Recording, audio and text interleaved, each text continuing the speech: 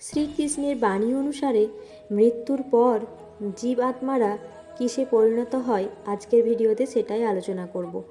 হরে Krishna, Radhe Radhe. Riya creative দুনিয়ার চ্যানেলের আরও একটি নতুন ভিডিওয় আপনাদের সকলকে জানাই সুস্বাগতম। গীতাতে বলা হয়েছে, যখন শ্রীকৃষ্ণ অর্জুনকে এই জ্ঞান প্রদান করেছিলেন সেই মুহূর্তে অর্জুন ভগবান শ্রীকৃষ্ণের কাছে জিজ্ঞাসা করলেন, হে কেশব, কৃপা করে আমাকে এটা বলুন, মৃত্যুর পর মানুষের কি হয়? তখন ভগবান শ্রীকৃষ্ণ অর্জুনকে বললেন, হে পার্থ, এই সৃষ্টিতে মানুষের মৃত্যুর পর প্রথমে তো তাদের পরলোক গমন করতে হয়, তারপর সেখানে কিছু সময় থাকতে হয়। সেখানে নিজের কর্ম অনুযায়ী অর্থাৎ আগের জন্মে করা পাপ অথবা পুণ্যের ফল ভোগ করতে হয়। তারপরে যখন তাদের পুণ্য ও পাপ এর ফল ভোগ করা সম্পূর্ণ হয়ে যায়, তখন তারা পুনরায় আবার এই মৃত্যুলোকে জন্মগ্রহণ করে। এই জন্য মৃত্যুলোককে কর্মলোকও বলা হয়ে থাকে। কেননা মৃত্যুলোকেই এমন একটি লোক যেখানে প্রাণীদের সেই কর্ম করার অধিকার রয়েছে, যার মাধ্যমে প্রারব্ধ নিশ্চিত হয়। এই শুনে অর্জুন আবারও জিজ্ঞাসা করেন, হে বাসুদেব, এই পৃথিবীকে মৃত্যুলোক বলা হয় কেন? শ্রীকৃষ্ণ উত্তরে বললেন, হে অর্জুন, তিনটি লোকের মধ্যে পৃথিবীর লোকই হলো এমন একটি স্থান যেখানে প্রাণী জন্ম মৃত্যুর পীড়া সহ্য করে। অর্থাৎ পৃথিবী ছাড়া আর এরকম কোনো লোক নেই যেখানে কোনো প্রাণীর জন্ম অথবা মৃত্যু হয়ে থাকে। শ্রীকৃষ্ণ আরও বললেন, মৃত্যু কেবল শরীরে হয়, আত্মার কখনো মৃত্যু হয় না। আত্মা না তো কখনো জন্ম নেয়, না তো তার মৃত্যু হয়। এরপর অর্জুন আবারও প্রশ্ন করেন, হে কেশব, আপনি বলেছিলেন আত্মার কখনো সুখ দুঃখ ভোগ করতে হয় না, কিন্তু এখন বলছেন মৃত্যুর পরে আত্মার পরলোক গমন করতে হয় এবং তার পাপের ফল হিসেবে সুখ কিংবা দুঃখ ভোগ করতে হয় আত্মাকে। এর অর্থ শুধু পৃথিবীতে আত্মাকে সুখ অথবা দুঃখ ভোগ করতে হয় না, পৃথিবীর সাথে সাথে পরলোক গমন করার পরেও আত্মাকে সুখ ও দুঃখ ভোগ করতে হয়। অর্জুনের মুখে এরকম কথা শোনার পর ভগবান শ্রীকৃষ্ণ একটু হাসলেন এবং বললেন, হে কন্তে, এমনটা আমি কখন বললাম? আমি তো তোমাকে প্রথমেই বলে দিয়েছিলাম আত্মাকে কোনো কালেই সুখ দুঃখ ছুঁতে পারবে না, কেননা আত্মা তো আমার মতো অবিনাশী, পরমেশ্বরের দিব্য রূপ। হে অর্জুন, পরমেশ্বর অর্থাৎ আমি মায়ার অধীনে নয়, বরং মায়া আমার অধীনে। আর সুখ দুঃখ তো মায়ার রচনা, আর এটাই কারণ মায়া আমাকে তার অধীনে কখনোই নিতে পারে না। তাহলে তুমিই বলো, মায়ার মধ্যে রচিত সুখ আর দুঃখ আমার উপর কীভাবে প্রভাব ফেলতে পারে? হে অর্জুন, তোমাকে এটাও বলে দিই, সুখ দুঃখ তো কেবল শরীরের ভোগ, আত্মার নয়।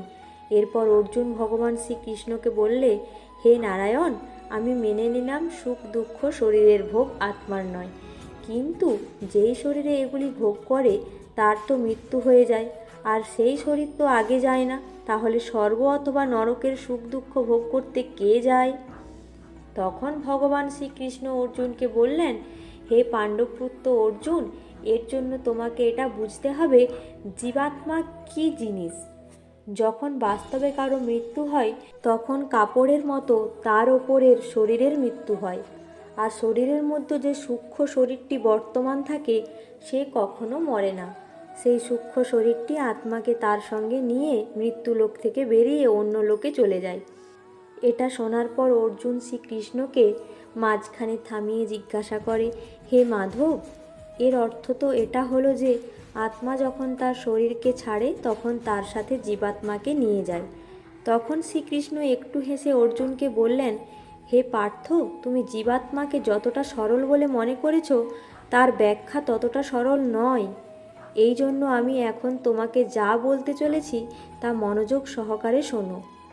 হে অর্জুন, যেমনভাবে কোনো জলাশয় থেকে জল একা একা বাইরে বের হয় না, কিন্তু হ্যাঁ, যদি কেউ কোনো পাত্রে করে সেই জলটি এক স্থান থেকে অন্য স্থানে নেয় তাহলে সেটা আলাদা দেখা যাবে। একইভাবে সূক্ষ্ম শরীররূপী জীবাত্মা সেই আত্মজ্যোতির টুকরোটিকে নিজের মধ্যে রেখে নিজের সাথে করে নিয়ে যায়, এটাই জীবাত্মার যাত্রা। যা একটি শরীর থেকে অন্য শরীরে, একটি যোনি থেকে অন্য যোনিতে বিচারিত হতে থাকে। এছাড়াও হে অর্জুন, জীবাত্মা যখন কোনো শরীরকে ছেড়ে যায়, তার সাথে তার পূর্বজন্মের সংস্কার ও ভালো কাজের অর্থাৎ তার প্রারব্ধ সেই সূক্ষ্ম শরীরের সাথে যায়। ভগবান শ্রীকৃষ্ণের মুখে এমন কথা শোনার পর অর্জুনের মনে একটু সন্তুষ্টি হয়, কিন্তু তার প্রশ্ন তাও শেষ হয় না। তিনি আবারও ভগবানকে জিজ্ঞাসা করেন, হে মধুসূদন, শরীর ত্যাগ করার পর আত্মা কোথায় যায়?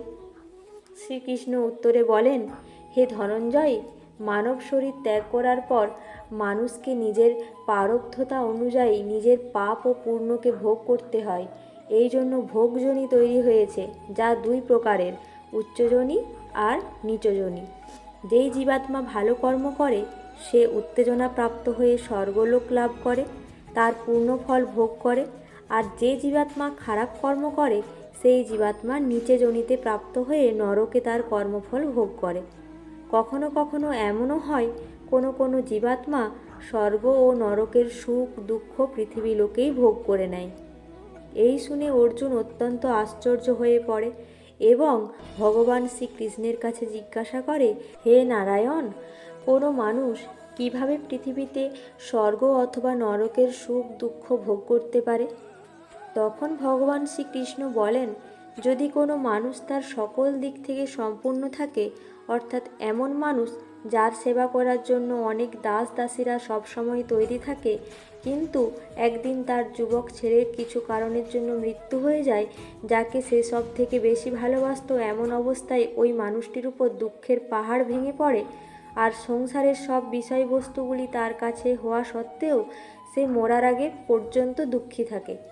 অর্থাৎ যতদিন পর্যন্ত সেই মানুষটির যুবক ছেলে বেঁচে ছিল ততদিন পর্যন্ত সে সুখী ছিল। সেই সুখ ছিল স্বর্গের সমতুল্য সুখ। আর তার পুত্রের মৃত্যুর পর সে যে দুঃখ ভোগ করছিল সেই দুঃখ হলো নরকের সমতুল্য দুঃখ। আর এইভাবেই মানুষের সংসারে থাকা সত্ত্বে তার পূর্বজন্মের সুখ দুঃখকে ভোগ করতে হয়। অর্জুন ভগবান শ্রীকৃষ্ণের এই কথা শোনার পর মুগ্ধ হয়ে যান। তখন তাকে ভগবান শ্রীকৃষ্ণ বলেন, হে অর্জুন, এখনও যদি তোমার মনে মৃত্যু সম্পর্কিত কোনো প্রশ্ন থাকে তাহলে তুমি তা আমাকে করতে পারো।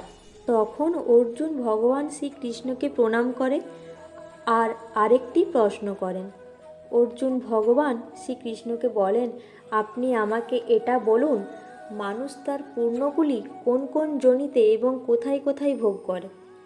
তখন কৃষ্ণ বলেন, হে কান্ত, যে কোনো পুণ্যবান ব্যক্তি নিজের পুণ্যের মাধ্যমে গন্ধর্ব অথবা দেবতাদের যোনি ধারণ করে।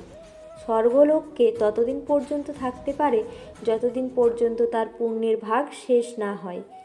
অর্থাৎ একই প্রাণী হিসেবে তার যতটা পরিমাণ পুণ্যের ভাগ সেই অনুযায়ী সে স্বর্গলোকে থাকতে পারে।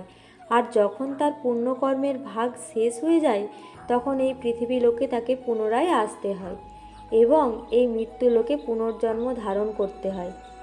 এই শোনার পরও অর্জুন ভগবান শ্রীকৃষ্ণকে বলেন, স্বর্গলোকে কেন মানুষের পুণ্যকর্ম শেষ হয়ে যায়?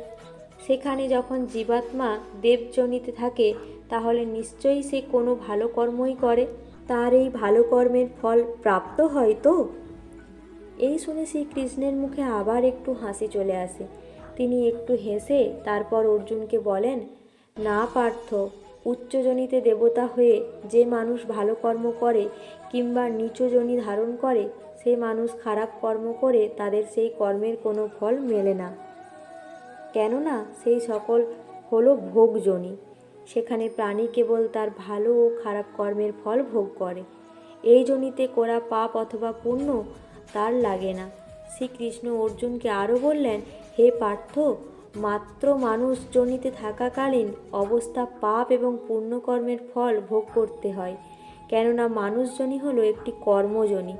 এই শুনে অর্জুন বিস্মিত হয়ে পড়ে এবং ভগবান শ্রীকৃষ্ণের কাছে জিজ্ঞাসা করে, হে মাধব, আপনি কি বলতে চাইছেন যে যদি কোনো পশু কোনো মানুষের হত্যা করে তাহলে তার কোনো পাপ লাগে না, আর যদি কোনো মানুষ কোনো পশুকে হত্যা করে তাহলে তার পাপ লাগে?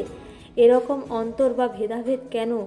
তখন শ্রীকৃষ্ণ বলেন, হে ধনঞ্জয়, এমনটা হওয়ার কারণ এই গোটা সৃষ্টিকে সকল প্রাণী জাতির মধ্যে মানুষ জাতি হলো এমন একটি প্রাণী যার মধ্যে বিবেক আছে। শ্রীকৃষ্ণ আরও বললেন অর্জুনকে, তুমিই বলো, মানুষ ছাড়া কি অন্য কোনো জাতি তোমার কি জানা আছে যে ভালো খারাপের তফাৎ বুঝতে পারে? এই কারণেই যদি অন্য কোনো প্রাণীজাতি কাউকে হত্যা করে তাহলে তার পাপ লাগে না। আর এটাই কারণ পাপ পুণ্যের ফল ভোগ কেবল মানুষ জাতির উপর করা হয়। ভগবান শ্রীকৃষ্ণের মুখ থেকে এই দিব্যিত্ব বাক্য শোনার পর অর্জুন শ্রীকৃষ্ণকে বলেন, হে কেশব, এমন কোনো স্থান নেই যেখানে গেলে জীবাত্মাকে পুনরায় এই মৃত্যুলোকে ফিরে আসতে হবে না, অর্থাৎ তার জন্ম মৃত্যু চক্র থেকে মুক্তি মিলে যায়। তখন শ্রীকৃষ্ণ বললেন, এমন স্থান আছে, সেই স্থানটি হলো পরম ধাম, অর্থাৎ আমার ধাম, যেখানে পৌঁছানোর পর কখনো কোনো জীবাত্মাকে এই মৃত্যুলোকে ফিরে আসতে হয় না। অর্থাৎ যে জীবাত্মা নিজের পূর্ণ কর্ম দ্বারা আমার মধ্যে সমাহিত হয়ে যায়, সে জন্ম মৃত্যুর চক্র থেকে মুক্তি পায়। আর একেই মোক্ষলাভ বলা হয়। এই কারণেই সকল মানুষের উচিত সে তার সম্পূর্ণ জীবনে এমন ভালো কর্ম করুক যার মাধ্যমে সে মোক্ষলাভ করতে পারে। আজকের ভিডিওটি এই পর্যন্তই। যদি ভিডিওটি ভালো লেগে থাকে অবশ্যই চ্যানেলটি সাবস্ক্রাইব করে আমার সাথে থাকবেন, পাশে থাকবেন। দেখা হবে আবারও পরবর্তী ভিডিওর সাথে। হরে কৃষ্ণ, রাধে রাধে।